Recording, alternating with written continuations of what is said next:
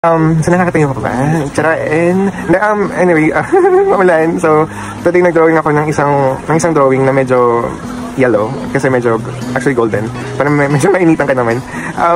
Bali kasi, yung story nito is that, I just wanted to draw Miss Solen and Miss Ann Curtis. Kasi, di ba, it's okay na to be okay, fan talaga ako. Tsaka yung isa pa, si Miss Solen, fan talaga ako ng kagandahan niya. So, kung gusto ko maging photographer o maging painter, gusto ko silang i-paint. And also Georgina Wilson. Kasi alam mo, sunny, maulan, sunny. And also, kasi magandang-ganda talaga ako kay Georgina.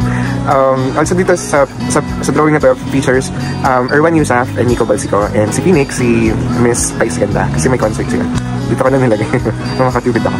Pero anyway, bali yung istorya kasi nito, yung istorya ng drawing mismo is that si Goddess of Acquisition, si Goddess of the societal survival, the survival mode, and yung and the Goddess of industry or the industrial period, and of the heiress of the billionaires.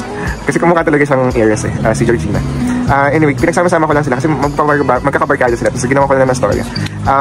Pero anyway, hi Miss Solen and Miss Ann.